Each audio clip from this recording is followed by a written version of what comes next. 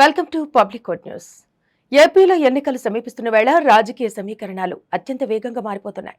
నిన్న మొన్నటి వరకు ఏపీ సీఎం జగన్ పై ఎలాంటి ఆరోపణలు చేయని ప్రధాని మోదీ ఇప్పుడు తాజాగా విమర్శల విల్లంబులు ఎక్కుపెట్టారు. నరేంద్ర మోదీ సడన్ గా జగన్ ప్రభుత్వాన్ని టార్గెట్ చేస్తూ మాట్లాడటంతో వైసీపీ నాయకులు డైలమాలో పడ్డారు. ప్రధాని మోదీని ఎదిరించి మాట్లాడితే మా పరిస్థితి ఏమిటని చాలా మంది నాయకులు అయోమయంలో పడిపోయారని తెలిసింది. జగన్ ప్రభుత్వం మీద ప్రధాని మోదీ తీవ్ర స్థాయిలో విమర్శలు చేయడంతో బీజేపీ, టీడీపీ, జనసేన నాయకులు, కార్యకర్తలు మంచి ఊపు వచ్చింది. ముఖ్యంగా రాయలసీమ చాలా మంది ముఖ్యమంత్రులను ఇచ్చిందని, అయితే ఎవ్వరూ రాయలసీమకు సరైన న్యాయం చేయలేదని మోదీ ఆరోపణలు చేయడం హాట్ టాపిక్ అయింది. ప్రస్తుతం ఆంధ్రప్రదేశ్ ముఖ్యమంత్రి వైఎస్ జగన్ కూడా రాయలసీమకు చెందినవాడే కావడంతో మోదీ వ్యాఖ్యలకు చాలా ప్రాధాన్యత ఏర్పడింది. రాయలసీమలోని యువతను వైసీపీ ప్రభుత్వం మోసం చేసిందని మోదీ ఆరోపించారు. వైసీపీ ప్రభుత్వం పేదల వికాసం కోసం పనిచేయడం లేదని, మాఫియా వికాసం కోసం పనిచేస్తోందని ప్రధాని మోదీ వ్యాఖ్యలు చేయడంతో రాయలసీమలోని వైసీపీ నాయకులు హడలిపోతున్నారు.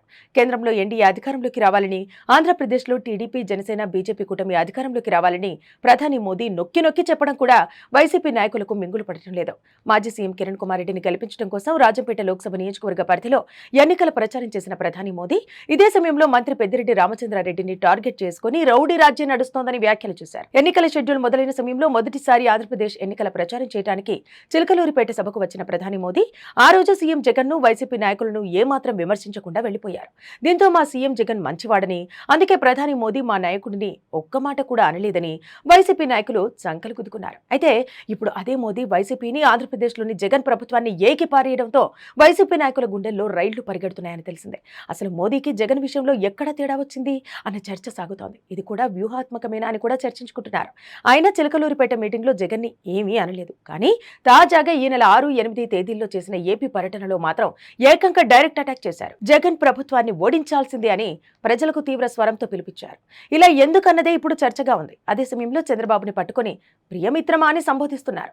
బుధవారం రాత్రి విజయవాడ రోడ్ల మీద జరిగిన రోడ్ షోతో ఉప్పొంగిన మోదీ తన జీవితంలో చూసిన అద్భుతమైన రోడ్ షో ఇది అని అన్నారు.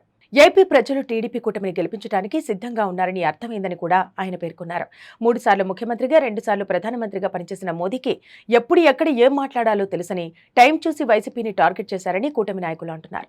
మరోవైపు ఆంధ్రప్రదేశ్లోని ముఖ్యమైన అధికారులు వైసీపీకి అనుకూలంగా పనిచేస్తున్నారంటూ వారి మీద ఈసీ వేటు వేయడంతో వైసీపీ నాయకులు హడలిపోతున్నారు.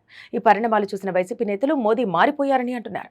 వైసీపీ నాయకురాలు లక్ష్మీ పార్వతి మాట్లాడుతూ మోదీలో చాలా మార్పు కనిపిస్తోందని అన్నారు. ఆయన ఆఖరకు చంద్రబాబు స్క్రిప్ట్ ని చదువుతున్నారని కూడా మండిపడ్డారు. ఏది ఏమైనా టీడీపీ కూటమిలో గెలుపు ఆశలు పెంచేలా మోదీ వైఖరి ఉంది అని అంటున్నారు. అంతిమ నిర్ణేతలు ప్రజలు కాబట్టి వారి తీర్పు ఎలా ఉంటుందో వేచి చూడాల్సి ఉంది.